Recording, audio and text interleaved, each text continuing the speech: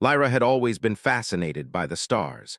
As a young biologist from the planet Scifi, she had spent her life studying the unique ecosystems of her homeworld.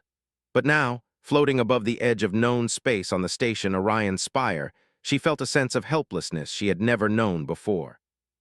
Her body ached in ways she could not describe, her muscles weak, and her mind clouded by a persistent fog that dulled her thoughts. The alien doctors around her moved with precise efficiency, their multiple limbs and luminescent eyes scanning data, running tests, and murmuring in a language that sounded more like music than speech. But no matter how much they checked or recalculated, their eyes never lingered long on her. She felt invisible, a forgotten problem in a place built for perfection. The doctors had declared her condition hopeless. They said her neural pathways were damaged beyond repair, that her system was incompatible with the standard treatments available on the station. She was left in a room that hummed softly with machines, lights flickering above her like distant stars, while her life seemed to slip quietly from her grasp. She wondered if anyone had noticed her at all, if anyone even cared. She had read about humans before in historical records and old data streams, but they were rarely part of this advanced galaxy's medical discussions. Humans were considered capable, yes, but untested in situations of extreme alien complexity.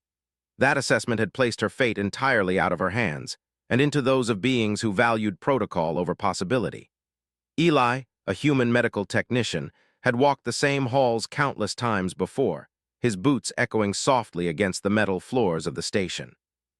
He was not a doctor, at least not in the sense that the station's elite medical council was, but he had something that protocols could not measure: curiosity and persistence. He had learned to notice the small things, the signals that everyone else missed. That afternoon, as he carried a tray of supplies past room 47B, he paused instinctively. Something about the way the monitors flickered, the subtle irregularity in Lyra's readings, tugged at his mind. He glanced at the data again. Most technicians would have shrugged it off, assuming the sensors were malfunctioning or that the patient's condition was, as the doctors had said, irreversible. But Eli could not ignore it. Humans had a tendency to challenge impossibilities, and he had never seen a signal quite like this. He walked in quietly, not wanting to alarm the patient or attract the attention of the other staff. Lyra's eyes were half closed, and she seemed to be drifting in and out of awareness. Eli knelt beside her bed, scanning her vitals. His fingers hovered over the touchpad, analyzing every minute fluctuation. "You're still fighting," he murmured softly. His voice was calm, gentle, carrying an empathy that the alien staff seemed incapable of expressing. "And I think I can help." She had almost given up hope, and yet this human's presence sparked something within her, a fragile thread of curiosity and trust. "Can you, really?" she whispered, her voice weak but laced with a faint hope she had not felt in days. Eli nodded, though he knew the path ahead would be difficult. "I'm going to try something different. It might work. But I need you to stay with me." He tapped a few sequences into the console, modifying the treatment protocols in subtle ways that would bypass the rigid algorithms of the alien system. It was risky. If the station administrators discovered this, they would reprimand him, possibly even remove him from duty. But he believed that human intuition, compassion, and observation could sometimes see what perfect data could not. For hours, Eli stayed by Lyra's side, observing every twitch of a muscle, every shift in her pulse. He adjusted the medication doses slightly, monitored neural feedback, and employed a human technique he had learned back on Earth, a method of combining tactile reassurance with precise monitoring, something the alien system had no equivalent for. Slowly, almost imperceptibly at first, Lyra's condition began to stabilize. Her pulse evened out, and the fog in her mind lifted just enough for her to focus on the human beside her. "I feel something," she said cautiously, her voice gaining strength. "Like a little clarity." Humans have a way of seeing patterns differently. It's what we do best, notice things that others might overlook. His dedication did not go unnoticed by Lyra, whose gratitude grew with every passing day. But outside their small world of progress and care, the station maintained its indifferent rhythm. Alien administrators occasionally peered into the room, frowning at the deviation from standard procedures, yet they said nothing. They had abandoned the case on paper. Eli's quiet persistence was a challenge to their authority. The bond between human and patient deepened. Lyra shared stories of her planet, of the forests of Scifi and the iridescent creatures that thrived there. She spoke of her dreams of exploration and discovery, dreams that had seemed impossible in her weakened state. Eli listened, fascinated, absorbing every detail. He realized that this was more than a medical challenge. It was a chance to prove that human empathy and ingenuity had value in even the most advanced alien systems. One evening, while adjusting the neural stabilizers, Eli noticed a subtle irregularity, a minor but crucial spike in Lyra's readings that suggested a hidden capability within her own body to heal if properly stimulated. No protocol accounted for this. He tapped into the station's research archives, cross-referencing human techniques with alien physiology. His mind raced as he calculated the best course of action. "You might be able to adapt your own system," he told her gently. "It's risky, but I think your body can do this." This was why humans had survived countless challenges, why they had been able to adapt to environments where others failed. Their ability to act on intuition, to combine knowledge with empathy, gave them an edge that no machine could replicate. As the days stretched into a week, Lyra's recovery accelerated. Her strength returned, and she could walk unassisted, moving carefully around the small room. She began to assist Eli in monitoring her own progress, learning to understand the subtle signs of her body. Together, they devised small exercises, human and alien techniques combined, to strengthen her neural pathways. The station staff watched with a mixture of curiosity and suspicion, unable to fully comprehend the quiet revolution taking place in room 47B. Eli's persistence and creativity had achieved what the alien protocols could not. A patient deemed hopeless was showing tangible signs of recovery. It was a triumph not marked by dramatic confrontation, but by steady observation, careful intervention, and the human capacity for hope. Lyra's gratitude grew, but so did her own sense of agency. She began to believe not only in her recovery, but in her ability to contribute once more to the galaxy. One night, as the station lights dimmed for its scheduled energy cycle, Lyra and Eli sat side by side, reviewing her data. "I never thought I'd see the stars again," she said softly, eyes glistening with emotion. "I thought I was done." Humans do that.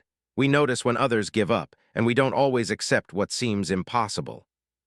In that moment, she realized that humans, with all their flaws and unpredictability, had a strength the galaxy often underestimated: the power to act with empathy, courage, and imagination, even when the odds seemed insurmountable. Outside, the station continued its endless operations, alien staff moving with precision and efficiency, unaware of the small revolution of care that had quietly taken place. Within room 47B, however, a new chapter was beginning. Lyra's journey from abandonment to recovery was only the first step, and Eli's quiet determination promised that she would not only survive but thrive. As she rested that night, Lyra looked out the viewport at the distant stars, shimmering like scattered jewels across the void. She thought of her planet, of the forests and rivers she had loved, and of the human who had refused to let her fade away. She felt hope for the first time in what had seemed like forever, a hope rooted not in technology or protocol, but in the simple, undeniable truth that humans had a remarkable ability to care, to act, and to see the impossible as possible. Eli, sitting quietly beside her, monitored the final readings of the day. A faint smile crossed his face. He knew the journey ahead would not be easy, but he also knew that humans thrived in challenges, that their ingenuity and compassion could reshape even the coldest calculations. And for Lyra, that meant a future where she could live, learn, and explore once more. A future no protocol could have predicted, but one that human determination had made real. By the time the station's lights cycled back to full brightness, Lyra was awake, alert, and even able to speak clearly. She looked at Eli with a mixture of awe and gratitude. "Thank you," she said simply. "I don't know what I would have done without you." The galaxy had much to learn about humans, and humans had much to offer in return. For now, though, he allowed himself a quiet moment of satisfaction. A life had been saved, not by force, not by protocols, but by patience, empathy, and the uniquely human ability to hope. And somewhere deep inside her, Lyra felt it too, the spark of resilience, the promise of a future that, until now, had seemed impossible. The changes in Lyra's condition were no longer small enough to hide. What had begun as faint improvements had now grown into steady progress that even the station's advanced monitoring systems could not ignore. Her movements were stronger, her thoughts clearer, and her voice carried confidence instead of weakness. The soft hum of machines around her no longer sounded like a countdown, but like quiet support. Yet with progress came attention, and attention brought questions Eli knew would not be easy to answer. The alien medical staff began visiting her room more often. They stood near the doorway, tall and composed, their glowing eyes scanning the data panels with sharp interest. Their expressions did not change, but Eli could sense their discomfort. Lyra was not supposed to be improving. According to their records, her case had been closed. Her recovery did not fit their expectations, and anything that broke protocol made them uneasy. Eli remained calm during their visits. He greeted them politely, answered questions carefully, and never showed fear. Inside, however, his mind was always working. He knew that once the administrators realized he had changed treatment paths without approval, they would step in. The station valued order above all else. Humans were allowed to assist, not to lead. Eli understood that truth very well. Lyra noticed the tension. One afternoon, as Eli adjusted a stabilizer on her wrist, she watched his face closely. "They don't like what you're doing," she said quietly. Eli gave a small smile.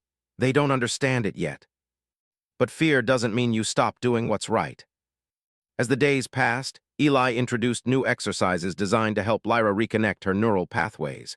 They were simple actions, touching textured surfaces, focusing on slow breathing, repeating controlled movements, but they were chosen with care. Human medicine often relied on patience and adaptability, not just data. Eli observed Lyra closely, adjusting routines based on her reactions instead of fixed schedules. Lyra responded quickly. She could now walk longer distances, her balance improving with each step. She began helping Eli review her own data, asking questions and offering insights from her knowledge as a biologist. Their conversations became a mix of science and quiet reflection. Through her, Eli learned more about alien biology than any training module had taught him. Through him, Lyra learned that humans trusted observation and intuition just as much as machines. One cycle, while reviewing archived data late at night, Eli discovered something important. Similar symptoms to Lyra's condition had appeared in other species centuries earlier, but the cases were marked as unsolvable due to incompatible physiology. No one had ever tested adaptive neural response using emotional stimulation and physical grounding, two techniques common in human care. Eli realized that Lyra's species might be capable of healing in ways never considered because no one had bothered to look beyond standard methods. He shared the discovery with Lyra the next day. "Your people may have more control over their recovery than anyone thought," he said. Lyra felt a quiet excitement. "Then this isn't just about me. This could help others one day."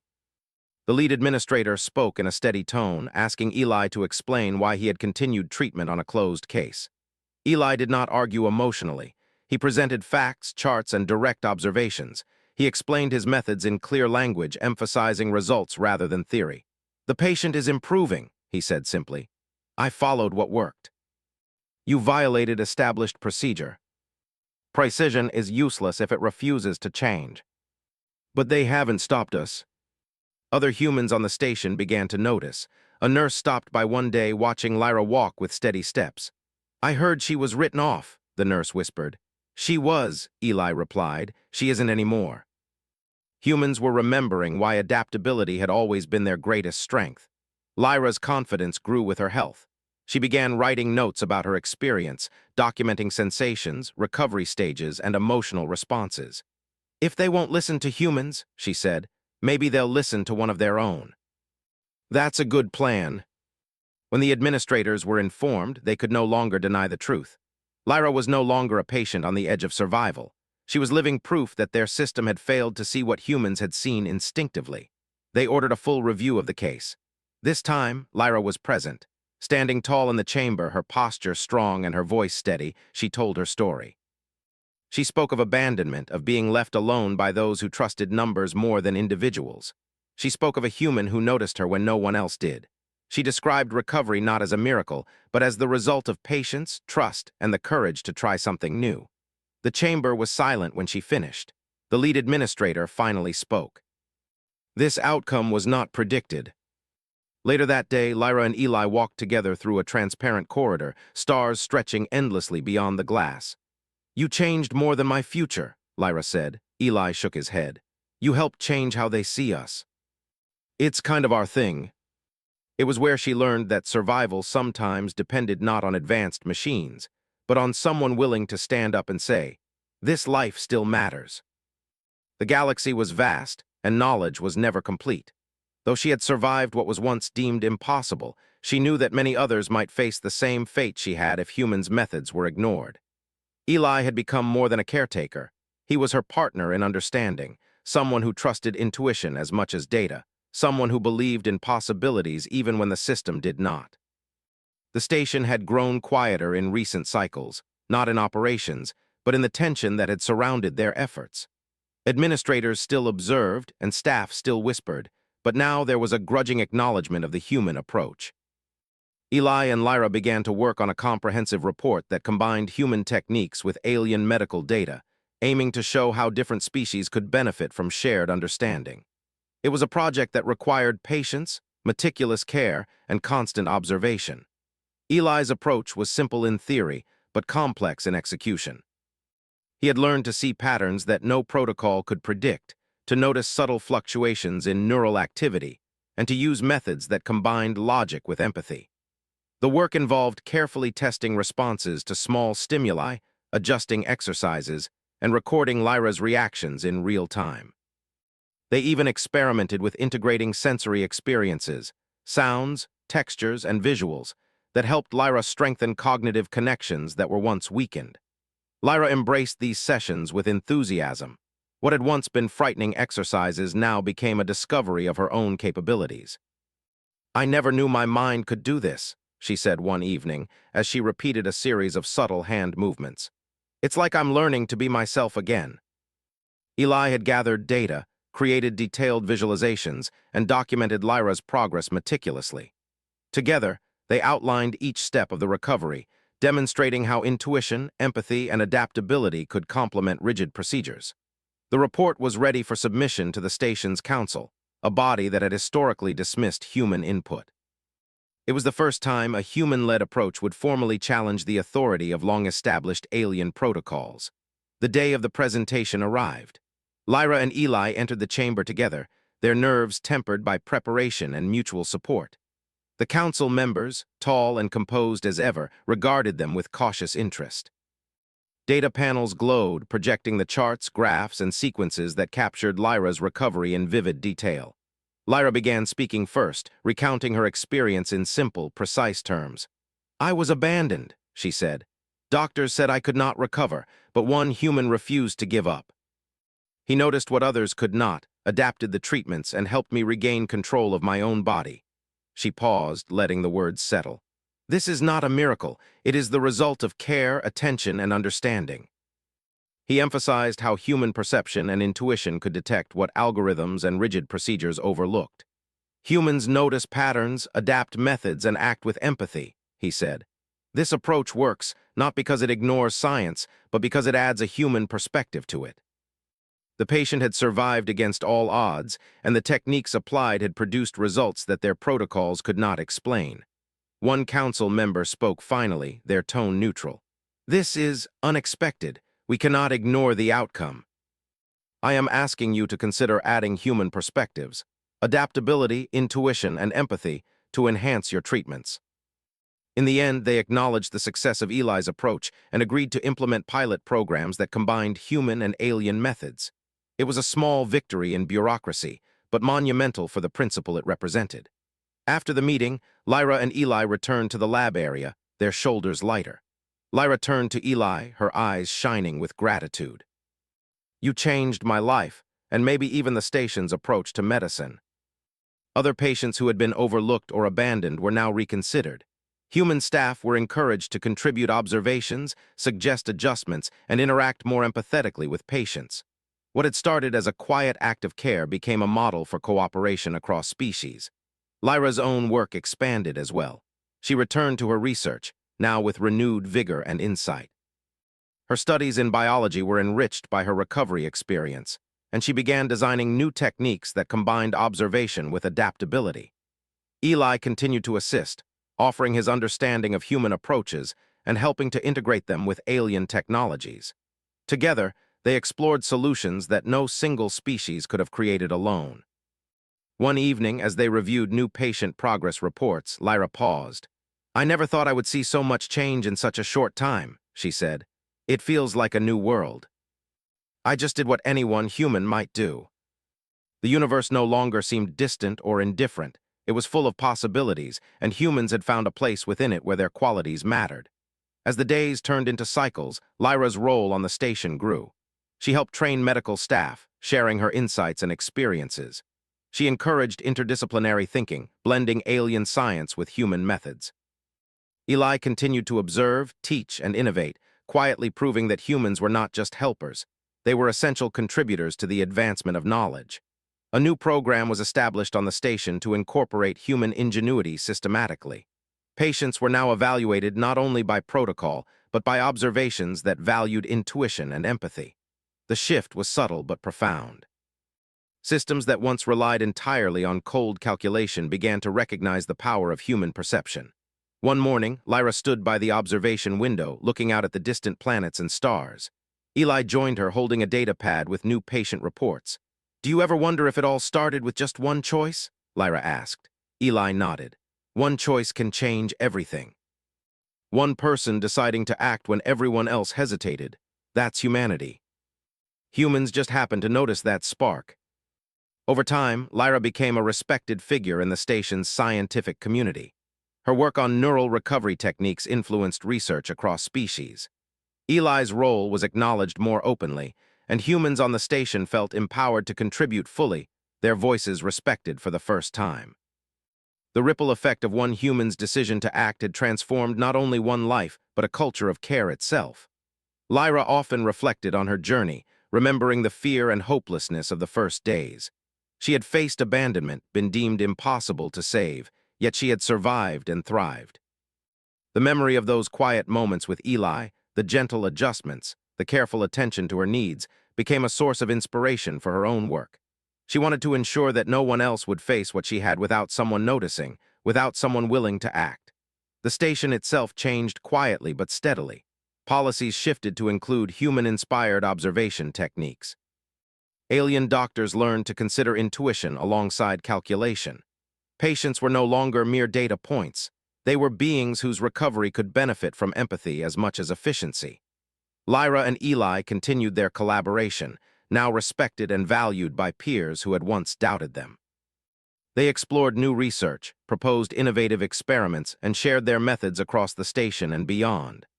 What had started as a quiet act of compassion had blossomed into a legacy of progress, proving that humanity's unique qualities, curiosity, empathy, persistence, were not weaknesses but extraordinary strengths.